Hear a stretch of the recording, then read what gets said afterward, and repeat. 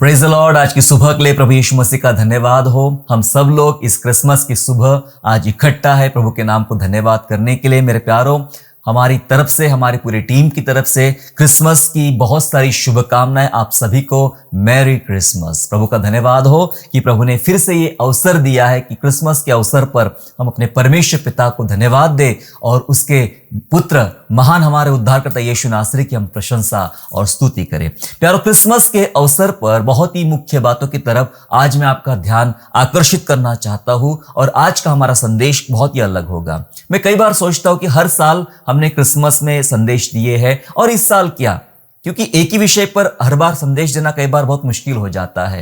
लेकिन पवित्र आत्मा ने मुझसे कुछ बातें किया, कुछ नई बात बताई और उसी के वचन को लेकर, उन्हीं बातों को लेकर आइए आज हम क्रिसमस के मुख्य मायने को समझने का प्रयास करेंगे। हमारा संदेश होगा आज क्रिसमस एक देह की तैयारी। जी हाँ, क्रिसमस का मतलब होगा क्रिसमस एक देह की तैयारी। ये देह की तैयारी क्या है, थोड़ा उसके बारे में प्रभु के वचन से हम लोग बातचीत करेंगे। जरूर थोड़ा सा आपको अटपटा लगेगा शुरुआत में, लेकिन ये बहुत बिब्लिकल है और मैं विश्वास करता हूं कि इस वचन के द्वारा आपके उद्धारमय जीवन में एक बड़ी अद्भुत शांति आएगी और आपका विश्वास बहुतायत से हमारे उद्धारकर्ता प्रभु यीशु नासरी पर विश्वास बढ़ेगा। जी हाँ, आदम हवा के पाप के बाद मैं वहां से शुरुआत करना चाहूंगा। जब आदम और हवा ने पाप किया, आदम हवा के पाप के बाद हम सब जानते हैं कि आदम और हवा ने पाप किया और परमेश्वर की उपस्थिति से वे लोग दूर हो गए। सो आदम हवा के पाप के बाद जो हमारा परमेश्वर पिता है वह तुरंत क्रिसमस की तैयारी में लग गया। हालेलुया। यही एक विशेष बात है जिस बात पर हमें आज समझने की आवश्यकता है कि मैंने कहा आदम हवा के पाप यानी मनुष्य जाति के पापों के उपरांत हमारा परमेश्वर क्रिसमस की तैयारी में लग गया। तो क्रिसमस की तैयारी क्या है? एक तरफ मानव जाति जो उसके सबसे प्रिय है पाप कर रहे हैं और दूसरी तरफ मैं कह रहा हूं कि परमेश्वर पिता क्रिसमस की तैयारी में लग गया। यह कैसा कथन है? क्या यह कहना मैं चाह रहा हूं कि यहां दुख का माहौल है और अगले ही समय में हमारा परमेश्वर उत्साह के माहौल में लग गया? जी नहीं। कई बार हमारे दिमाग में क्रिसमस के जो मायने हैं, क्रिसमस का जो महत्व है, यही सब बातों का है कि अच्छा खाना पीना, कपड़े पहनना, विजिट करना, गाना बजाना, कैरल, ये वो, यही हमारे दिमाग में बैठा रहता है और इन्हीं बातों को हम क्रिसमस मानते हैं। जी हाँ, क्रिसमस मनाने का अपना एक तरीका है, ये इसके बारे में कोई तकलीफ नहीं है, प्रभु का धन्यवाद हो। लेकिन उसके गंभीर मायनों को हमें आज समझना पड़ेगा। मैंने कहा कि हमारा परमेश्वर आदम हवा के पाप के बाद तुरंत क्रिसमस की तैयारी में लग गया। तो क्या तैयारी थी? अगर आप प्रभु के वचन को पढ़ना आरंभ करें तो आपको समझेगा जब मनुष्य ने, आदम और हवा ने पाप किया तो उसके बाद परमेश्वर के वचन में ऐसा लिखा है, उत्पत्ति 3:15 में लिखा है, और मैं तेरे और स्त्री के बीच में और तेरे वंश और इसके वंश के बीच में बैर उत्पन्न करूंगा, वह तेरे सिर को कुचल डालेगा और तू उसकी एड़ी को डसेगा। परमेश्वर पिता बात कर रहा है शैतान जिसने आदम और हवा को बहकाया, उनसे पाप कराया और उनको परमेश्वर की उपस्थिति से अलग कर दिया। अब परमेश्वर एक तैयारी कर रहा है, क्रिसमस की तैयारी है। क्या लिखा है यहां पे? मैं तेरे और इस स्त्री के वंश के बीच में बैर उत्पन्न करूंगा। इसके ऊपर पहले भी हम बहुत बार चर्चा कर चुके हैं और इस पर संदेश सुन चुके हैं। स्त्री का वंश यीशु मसीह। वैसे स्त्री का वंश होता नहीं है, वंश पुरुष का होता है, लेकिन यहां स्त्री का वंश बोला गया क्योंकि हमारा प्रभु यीशु नासरी एक कुंवारी के द्वारा पैदा हुआ, कुंवारी स्त्री मरियम के द्वारा पैदा हुआ। और इसलिए गलतियों 4 अध्याय का 4 पद ऐसा कहता है, परंतु जब समय पूरा हुआ तो परमेश्वर ने अपने पुत्र को भेजा जो स्त्री से जन्मा और व्यवस्था के अधीन उत्पन्न हुआ। क्या लिखा है? समय पूरा हुआ, वह पुत्र स्त्री से जन्मा, जिसके विषय में क्रिसमस की तैयारी, जन्मा मतलब क्रिसमस आया, लेकिन इसकी तैयारी वहां अदन के बाग में हो रही थी। वहां परमेश्वर ने वाचा बांधी थी कि मैं स्त्री का वंश उत्पन्न करूंगा और वह शैतान को नाश करेगा। जी हां, इसलिए मैंने कह दिया कि जब आदम हवा ने पाप किया तो उसके तुरंत बाद हमारा परमेश्वर क्रिसमस की तैयारी में लग गया। हम सीख रहे आज क्रिसमस एक देह की तैयारी। क्या है यह देह की तैयारी? एक उदाहरण पुराने नियम में है। दरअसल ये क्रिसमस का सांकेतिक उदाहरण है। जी हां, क्रिसमस का सांकेतिक उदाहरण है। इब्राहिम के द्वारा इसहाक को मोरिया पर्वत पर ले जाकर होम बलि चढ़ाना। परमेश्वर ने ऐसा कहा था, परमेश्वर ने ऐसा कहा था कि इसहाक को तू बलिदान करके चढ़ा, तेरे एकलौते पुत्र को बलिदान करके चढ़ा। और हमारा परमेश्वर इब्राहिम जो है, इब्राहिम अपने पुत्र को मोरिया पर्वत पर लेकर जाता है और उसको बलिदान देने के लिए सारी व्यवस्था पूरी हो जाती है। और अब इसहाक का होम बलि यानी बलिदान चढ़ाना है और परमेश्वर इब्राहिम का हाथ ऊपर ही रोक लेता है और उसका विश्वास देखकर इसहाक की जगह एक मेढ़े का उपाय करता है, मेढ़े का इंतजाम करता है। इसहाक को हटाकर उस मेढ़े की बलि दी जाती है, अर्थात होम बलि दी जाती है और वो बात पूरी हो जाती है। ये एक ऐसा उदाहरण है जो क्रिसमस को दर्शाता है। देखिए, इसहाक जो है यहां पर इसहाक कलीसिया है, इसहाक कलीसिया है और इसहाक की बलि, इसहाक के लिए बलि या कह सकते हैं मानव जाति के लिए बलि। लेकिन इसहाक को हटा दिया। अगर मैं आज के पर्सपेक्टिव में आपसे बात करूं तो मानव जाति ने पाप किया और उन्हें मरना जरूरी है, उन्हें पाप में आना जरूरी, नरक में जाना जरूरी है और उनका नाश होना जरूरी है। पर उन्हें बचाने के लिए प्रभु ने क्या किया? इसहाक को बचाने के लिए मेढ़े का इंतजाम किया। होम बलि में एक देह जलाई जाती थी, एक देह काटी जाती थी और इसहाक की देह ना काटी गई ना जलाई गई, लेकिन उसकी जगह एक मेढ़े की देह काटी गई और जलाई गई और बलिदान चढ़ाया गया। जो मेढ़ा जो था वो मेढ़ा प्रभु यीशु मसीह को दर्शाता है कि इसहाक के बदले में मेढ़े की बलि दी गई। जी हां, यह एक सांकेतिक उदाहरण है और उसी की तैयारी में परमेश्वर अदन के बाग से जब आदम और हवा ने पाप किया, उसी की तैयारी में लग गया। एक देह को तैयार करने के लिए हमारा परमेश्वर तैयारी में लग गया। देह जो है, देह के पापों के छुटकारे के लिए परमेश्वर देह का निर्माण कर रहा था। किसने पाप किया? देह ने पाप किया। मनुष्य के शरीर ने पाप किया और पाप में जाके उन्होंने अपने शरीर को भी नाश किया और आत्मा को भी नाश किया। तो देह के पापों के छुटकारे के लिए परमेश्वर देह का निर्माण कर रहा था। लेकिन ये निर्माण अचानक नहीं हुआ। इस निर्माण के लिए कई वर्ष लग गए, बहुत सारी चीजें आई, बहुत सारी बातें आई। परमेश्वर ने मूसा को खड़ा किया और मूसा के द्वारा व्यवस्था को लाया। सबसे पहले परमेश्वर ने व्यवस्था को लाया और व्यवस्था हमें यह सिखाती है कि जब मनुष्य पाप करे तो वो होम बलि चढ़ाए, मेल बलि, पशु बलि, अन्न बलि, ये तमाम बलियों के बारे में बताया गया है। लेकिन पता है, मूसा की किसी भी व्यवस्था के द्वारा या किसी भी विधि के द्वारा या किसी भी बलिदान के द्वारा पापों की क्षमा नहीं मिलती थी। वो सिर्फ एक सांकेतिक उदाहरण था कि तुमने पाप किया, इसलिए बलि चढ़ाना है। वो उन्हें याद दिलाता था कि आपने पाप किया है और उसी पाप को याद रखते हुए आपको होम बलि चढ़ाना है। होम बलि एक ऐसी परछाई थी जो ये दर्शा रही थी कि जैसे तुमने पाप किया और तुम्हारे लिए किसी पशु की बलि दी गई, वैसे ही तुम्हारे संपूर्ण पापों की क्षमा के लिए एक देह तैयार की जा रही है, एक विशेष देह तैयार की जा रही, क्योंकि भेड़ और बकरी के लहू से छुटकारा नहीं मिलता था। देखो, पौलुस एक जगह ऐसा कहता है, वो इस बात को स्वीकार करता है, मानता है कि हमारी जो देह है, हमारी देह में पाप भरा हुआ है। रोमियो 7 उसका 24 में इस प्रकार लिखा गया, पौलुस कहता है, मुझे इस मृत्यु की देह से कौन छुड़ाएगा। अर्थात पौलुस जानता था कि मेरी देह में बहुत प्रकार के पाप है और मैं पापों में जीता हूं और मुझे इस पापमय देह से, अर्थात मृत्यु के देह से जो आदम हवा ने कमाई थी पाप करने के द्वारा, इससे मुझे कौन छुड़ाएगा। वो एक प्रश्न रखता है, मुझे कौन छुड़ाएगा। तो यह प्रश्न दरअसल पूरी मानव जाति का है, सारे संपूर्ण सृष्टि का है। उन्हें इस पाप की देह से कौन छुड़ाएगा। पुराने नियम में हमारे पास व्यवस्था थी, मूसा के द्वारा दी गई व्यवस्था थी कि इन व्यवस्थाओं का पालन करो, ये पर्व का पालन करो, ये तुम्हें याद दिलाएंगे। ये सारी चीजें हमें प्रभु यीशु मसीह की तरफ ले जा रहे थे। किसी भी प्रथा में, किसी भी पर्व में, किसी भी नियम में पापों की क्षमा और उद्धार नहीं मिलता था।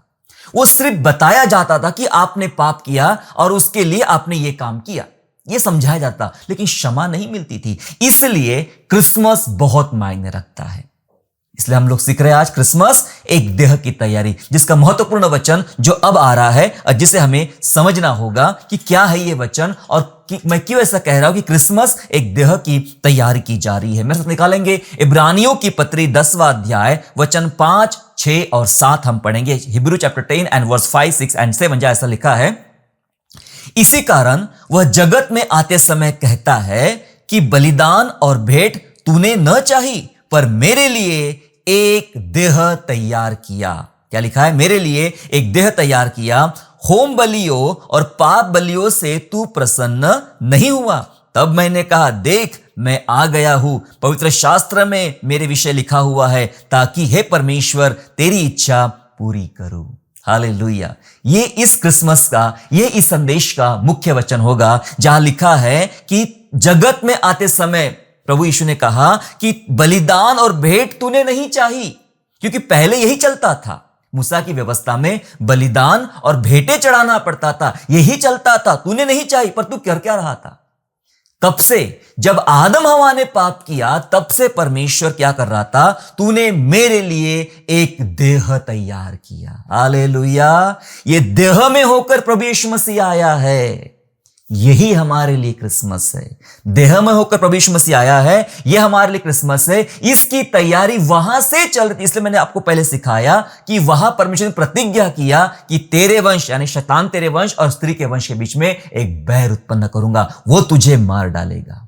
यस, परमेश्वर का पुत्र तुझे मार डालेगा। और उसकी तैयारी करते करते करते करते परमेश्वर यहां पर आया है। वह एक देह तैयार कर रहा था। और लिखा है वचन में, जब आपने 7वां वचन पढ़ा तो लिखा है कि देख मैं आ गया। यीशु ने कहा, देख मैं आ गया, ताकि हे परमेश्वर तेरी इच्छा पूरी करूं।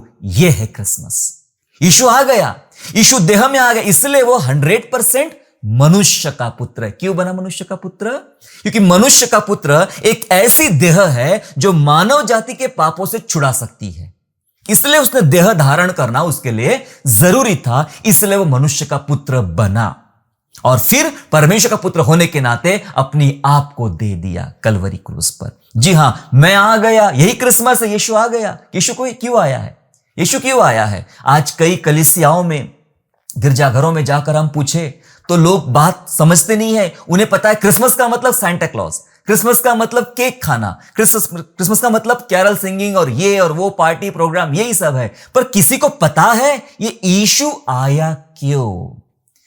प्रभु यीशु मसीह आने से पहले सैकड़ों वर्ष पर पहले अलग अलग नबी भविष्यवाणियां करते थे। भविष्यवाणी करते थे कि यीशु आएगा, अर्थात उस समय से तैयारी चल रही थी एक देह तैयार कर। यह कोई भेड़ की देह नहीं है, यह कोई बकरी की देह नहीं है कि तुरंत ला लो और काट लो और बलिदान दे दो। उससे क्षमा नहीं मिलती थी। क्या लिखा है? तो किसी भी प्रकार के भेंट बलिदान से प्रसन्न नहीं हुआ।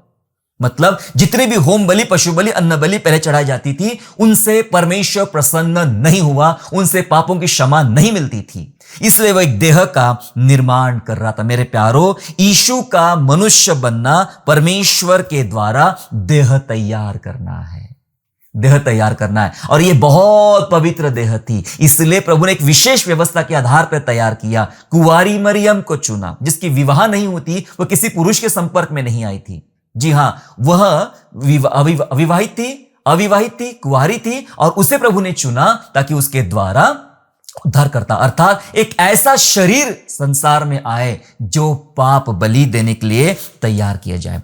प्यारो, आपको याद है जब 3 मजूसी क्रिसमस में आए, है ना? 3 वाइज मैन क्रिसमस में आए, पूर्व दिशा से आए। कहा जाता है कि वो ईरान से आए और वे अपने साथ कुछ भेंटों को लेकर आए, प्रभु यीशु से मिलने आए, क्योंकि वो तारों का अध्ययन कर रहे थे। आपने देखा जब उन्होंने प्रभु यीशु के साथ सामने भेंट करने के आए, तब उन्होंने अपने साथ कुछ लाया। मत्ती की पुस्तक, मत्ती का सुसमाचार 2 अध्याय और 11 पद यदि हम पढ़ते, वहां लिखा है, और उस घर में पहुंचकर उस बालक को उसकी माता मरियम के साथ देखा और मुंह के बल गिरकर उसे प्रणाम किया और अपना अपना थैला खोलकर उसे सोना, लोबान और गंधरस की भेंट चढ़ाई। ये 3 मजूसियों ने क्या किया? इन 3 मजूसियों ने अपने साथ कुछ गिफ्ट लेकर आए और इनके गिफ्ट में वो सारी बातें थी जिसका भी अध्ययन कर रहे थे और जिसकी तैयारी परमेश्वर कर रहा था अदन के बाग में से ही। क्या लाया? सबसे पहले सोना। सोना क्या है? सोना एक ऐश्वर्य, रॉयल्टी की बात होता है। ऐश्वर्य है कि तू महाप्रतापी है, तू ही राजा है और तू ही सब कुछ है। सोना इस बात को दर्शाता है, आत्मिक अर्थ है उसका, रॉयल्टी, ऐश्वर्य। इसलिए वो देने आए कि तू राजा है, तू राजा है, तू राजा है। उसके बाद उन्होंने अपने साथ लाया लोबान। ठीक है, लोबान, आपको पता है यहूदी लोगों की आराधना में लोबान का इस्तेमाल होता है, आज भी होता है, तब भी होता था, लोबान का इस्तेमाल होता है। और यह याजक की आराधना थी। जब वे अपने साथ लोबान लेकर आए, कभी आपने सोचा कि लोबान भी कोई गिफ्ट देने की चीज है? लेकिन इसके पीछे का आत्मिक अर्थ है। लोबान वो एक याजक की आराधना थी। वो सिर्फ एक राजा जैसा बालक पैदा हुआ इसी के लिए सोना नहीं लाए, लेकिन वो जानते थे ये याजकीय है, महायाजक है, इस पूरे दुनिया का पाप लेकर वो जाने वाला है, तो उसकी वो आराधना के योग्य है, भक्ति के योग्य है। जी हां, भक्ति के योग्य, आराधना के योग्य, इसलिए उसके लिए वो लोबान लेकर आए। लोबान यहूदियों की आराधना के विशेष भाग था। फिर उन्होंने अपने साथ में गंधरस लाया। उन्होंने अपने साथ में गंधरस लाया, और गंधरस यीशु की मृत्यु और यीशु के पुनरुत्थान को दर्शाता, क्योंकि गंधरस से ही एक अनमोल इत्र तैयार किया जाता है। इत्र का इस्तेमाल कहां होता था पता है आपको? इत्र का इस्तेमाल जब कोई व्यक्ति मर जाता था तो उस मरी हुई लाश पर, शरीर पर इत्र मला जाता था, इत्र मला जाता था, और वो एक विशेष प्रथा थी। तो अभी से इत्र लेकर आए। कोई पैदा हुआ और पैदा हुए के दिन में उसके लिए मृत्यु का सामान आ गया, कितना बुरा लगेगा, समझ रहे आप? आप कह रहे आप क्रिसमस का संदेश देने की बजाय ये गुड फ्राइडे के संदेश पे क्यों चले गए?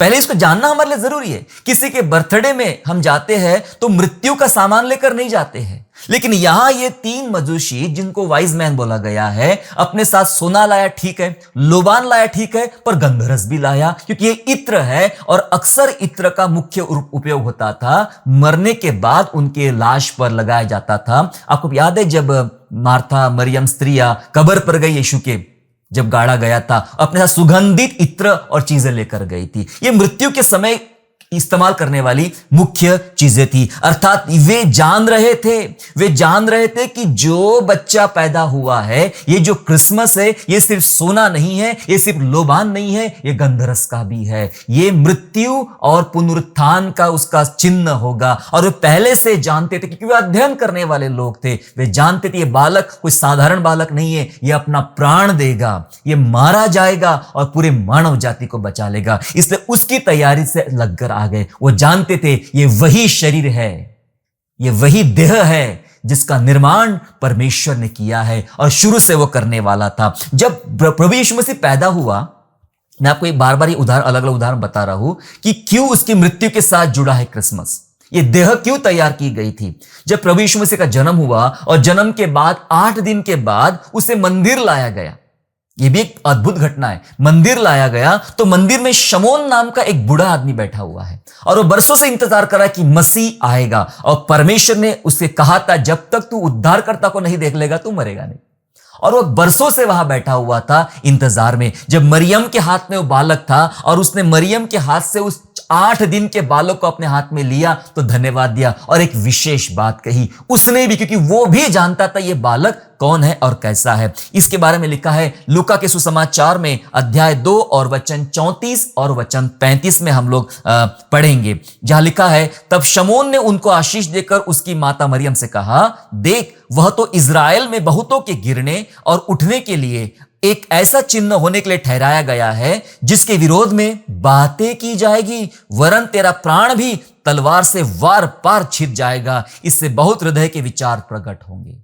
8 दिन के बालक को हाथ में लेकर शमौन, एक बूढ़ा व्यक्ति जो है, वो नबुवत करता है, भविष्यवाणी करता है कि इस बच्चे के विरोध में बहुत बातें की जाएगी।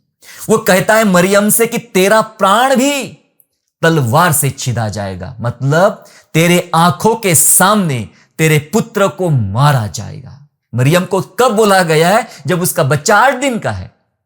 सोच समझ सकते आप ये क्या हो रहा है? बच्चा पैदा नहीं हुआ तो लोगों ने मृत्यु का सामान लेकर आ गए। जब बच्चा पैदा हुआ नहीं, 8 दिन का नहीं हुआ, तो एक आदमी भविष्यवाणी करता है कि इसके विरोध में बातें की जाएंगी और तेरे सामने तेरे पुत्र को मारा जाएगा। अर्थात शमौन यह कहना चाह रहा है कि यह वह देह है जो परमेश्वर के लिए होम बलि बनकर आई है, इसे मारा जाएगा, इसका बलिदान किया जाएगा। वो तब से बता के रखा था उसने। हालेलुया। इसलिए मैंने कहा क्रिसमस एक देह की तैयारी है और देह की तैयारी चल रही है मेरे प्यारों, देह की तैयारी चल रही है। इसका इतना गंभीर अर्थ है जिसको आज हम लोग समझ नहीं पा रहे हैं, कलीसिया आज समझ नहीं पा रहे हैं, लेकिन बहुत सारे लोगों ने उस समय समझा था। एक और घटना है, जब इत्र की बात निकली तो बता दूं, एक और घटना है। एक स्त्री प्रभु यीशु मसीह के पास संगमरमर के पात्र में जटामासी का इत्र लेकर आई और कुछ लोगों ने मना किया कि ये इतना महंगा इत्र क्यों बर्बाद किया जा रहा है। मत्ती 26 के 12 में ऐसा लिखा गया है, मत्ती 26 उसके 12 में लिखा गया है, यीशु ने कहा, उसने मेरी देह पर जो यह इत्र उंडेला है वह मेरे गाड़े जाने के लिए किया है। हालेलुया। ये जो इत्र मला है, अभी यीशु जिंदा है, पर वो जो काम कर रही है मरने के बाद करना पड़ता है।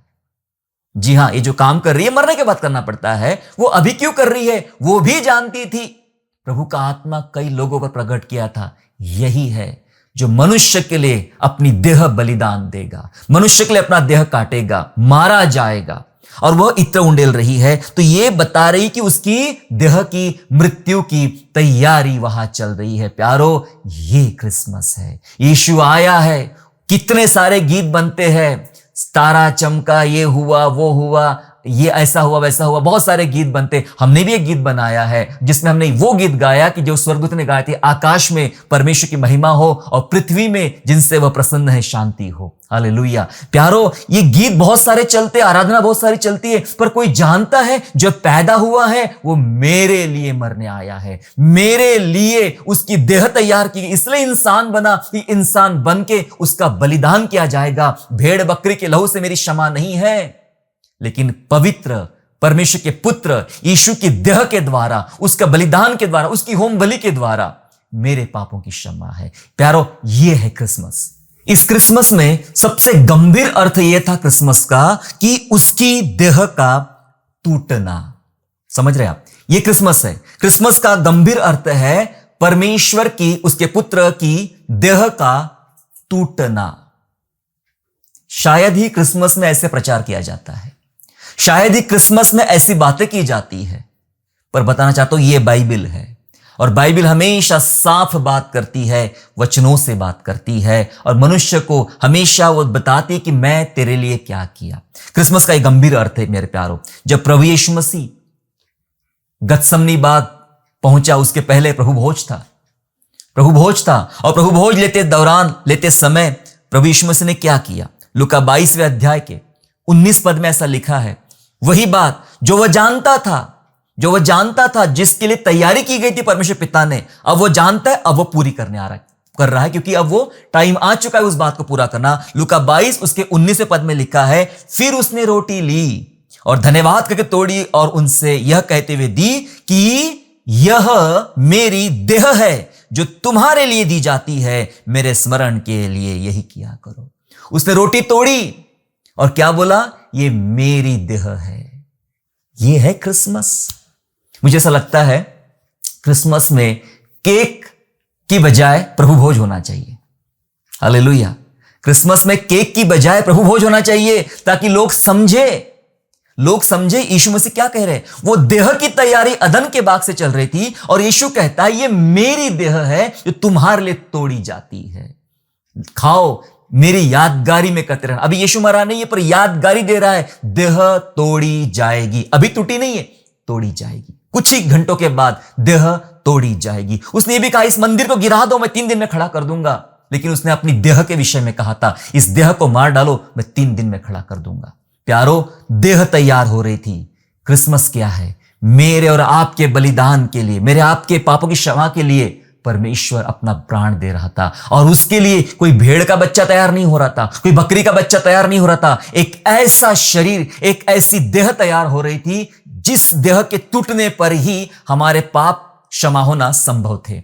यीशु मसीह ने वो किया है मेरे प्यारो। प्रभु आपको आशीष दे। इब्रानियों 10वां अध्याय और 10वां पद भी ऐसा कहता है, हिब्रू चैप्टर 10 एंड वर्स 10 कहता है, उसी की इच्छा से हम यीशु मसीह की देह के एक ही बार बलिदान चढ़ाए जाने के द्वारा पवित्र किए गए। क्या लिखा है? देह का बलिदान होने के द्वारा। दरअसल ये होम बलि होने वाली थी और उसी के लिए क्रिसमस हुआ था। क्रिसमस का मायने क्या था? क्रिसमस इसलिए है क्योंकि गुड फ्राइडे होने वाला था। क्रिसमस इसलिए है क्योंकि पुनरुत्थान होने वाला था। इसलिए क्रिसमस बहुत मायने रखता है मेरे प्यारो। मसीह की देह के बलिदान किया गया और उसके चढ़ाए जाने के द्वारा हम पवित्र किए गए, ये बात हमें समझाएगी। और जिस देह की तैयारी, इसी देह की तैयारी परमेश्वर पिता स्वर्ग में या अदन के बाग में हमारे लिए कर रहा था। अब बात कलीसिया की मैं करके खत्म करना चाहता हूं इस क्रिसमस के संदेश को, कलीसिया की बात करके। जी हां, ये जो देह तोड़ी गई, ये जो देह बलिदान की गई, मसीह की देह जिसकी तैयारी इतने समय से चल रही थी, तैयारी की गई, तोड़ी गई, तो मेरे प्यारो एक देह तोड़कर एक नई देह परमेश्वर ने तैयार किया। एक नई देह परमेश्वर ने तैयार किया और उस नई देह को हमें संभालना है और उस नई देह का नाम है कलीसिया। हालेलुया। हम कलीसिया है, मसीह की देह है। हालेलुया। वो देह तोड़ी गई, पर उस देह को तोड़ने के द्वारा एक नई देह तैयार की गई। आप और मैं कलीसिया है, मसीह की देह है। रोमियो 12 अध्याय और वचन 5 ऐसा कहता है, वैसा ही हम जो बहुत है मसीह में एक देह होकर आपस में एक दूसरे के अंग है। ये कलीसिया है, ये कलीसिया है, मसीह में एक देह। हम देह कैसे बने? पहले हमारे लिए वह बलिदान हुआ, उसने अपनी देह तोड़वाया और उसके बाद अपनी देह तोड़ के अपनी एक नई देह बनाई और वह कलीसिया है। हम एक दूसरे के अंग है, एक दूसरे के लिए प्रार्थना करें, एक दूसरे की चिंता करें, एक दूसरे का ख्याल करें। नॉट ओनली अपने चर्च का, सभी पर प्रभु की कलीसिया का, प्रभु के चर्च का, प्रभु की देह का सम्मान करें मेरे प्यारो। एक दूसरे को लेकर चले, एक दूसरे का आदर करें, एक दूसरे को संभाले, क्योंकि हम मसीह की देह है। प्यारो, ये देह तैयार की गई हमारे लिए और हमें उस कलीसिया की सुधि लेना है और उस कलीसिया को संभालना है। पहला कुरिन्थियों 6वां अध्याय और 20वां पद इस प्रकार से कहता है, क्योंकि दाम देकर मोल लिए गए हो, इसलिए अपनी देह के द्वारा परमेश्वर की महिमा करो। दाम देकर, जी हां, एक ऐसा दाम दिया गया हमारे लिए जो मसीह की देह तैयार की गई थी और वह देह हमारे लिए तोड़ी गई, जिसके तैयारी में प्रभु ने कई वर्ष लगाए। वो देह तैयार की गई थी, वो तोड़ी गई, उसका दाम चुकाया गया और हम खरीद लिए गए। इसलिए अपने देह के द्वारा परमेश्वर की महिमा करो। प्यारो, अब वो टाइम है कि कलीसिया इस महत्व को जाने कि मसीह की देह मेरे लिए क्या मायने रखती है और मैं कैसी देह हूं। हमें भी इस देह को कठिनाई से गुजरना पड़ेगा। वो समय नजदीक है जब कलीसिया को बहुत गंभीर दौर से गुजरना है, बहुत कठिन दौर से गुजरना है और गुजरते हुए अपने आप को परमेश्वर के सामने ग्रहण योग्य बनाना है। देह एकता में रहेगी तो देह समस्या में भी एक हिम्मत प्राप्त करेगी। प्रभु आपको आशीष दे और मैं विश्वास करता हूं कि आपको ये बात संक्षेप में मैंने समझाने का प्रयास किया और समझ में आ गया कि क्रिसमस एक देह की तैयारी है और वो देह तैयार हो चुकी है और हमारे लिए वो देह प्रभु ने कुर्बान कर दिया है। प्रभु आप में से सबको आशीष दे और आपके घरों में फिर एक बार ये क्रिसमस का आनंद, उसकी देह के द्वारा जो हम एक हुए हैं, उसकी देह के द्वारा जो हम बनाए गए, बचाए गए हैं, ये आनंद लगातार बना रहे और ये उद्धार और उसके काम आपके परिवार में लगातार बने रहे। प्रभु आप में से प्रत्येक को आशीष दे। आइए प्रार्थना के साथ आज के संदेश की समाप्ति करेंगे। प्रभु जी, हम आपको धन्यवाद करते प्रभु आपको कि आपने हमारे लिए एक उत्तम योजना बनाई, एक मसीह की देह हमारे लिए प्रभु जी आपने तैयार किया और उसी देह के द्वारा हमारा छुटकारा हुआ। किसी भेड़ और बकरी के लहू के द्वारा, देह के द्वारा हमारा छुटकारा नहीं हुआ प्रभु, लेकिन निर्दोष निष्कलंक परमेश्वर का मेमना यीशु नासरी के द्वारा हम बचा लिए गए। प्रभु आपको हम धन्यवाद करते। जो देह आपने तोड़ दिया, जो देह हमारे लिए तैयार की गई प्रभु, उसके लिए आपको हम धन्यवाद करते। धन्यवाद प्रभु, इस होम बलि के द्वारा हम बचा लिए गए और आपकी महिमा करते। दुआ करते संपूर्ण कलीसिया के लिए। कलीसिया इस बात का अर्थ जाने कि हमारे लिए क्रिसमस क्या मायने रखता है और इसी क्रिसमस के द्वारा हम कैसे प्रभु के राज्य में जी सकते हैं। प्रभु जी हमें आशीष दीजिए, अपनी महिमा के लिए धन्यवाद करते हैं। धन्यवाद के साथ उद्धारकर्ता प्रभु यीशु के नाम से प्रार्थना मांगते हैं, आमीन। आशा करता हूँ आज के संदेश के द्वारा आपने आशीष प्राप्त किया है। यदि सचमुच आपने आशीष प्राप्त किया है तो इस संदेश को दूसरों के साथ शेयर कीजिए और हमारे दूसरे भी संदेशों को सुनने के लिए हमारे चैनल को सब्सक्राइब करें और नोटिफिकेशन के लिए बेल आइकन को दबाइए। और हाँ, यीशु पर विश्वास करना ना छोड़े, वो आपको आशीषमय स्थानों की ओर आगे ले जाएगा। God bless you all.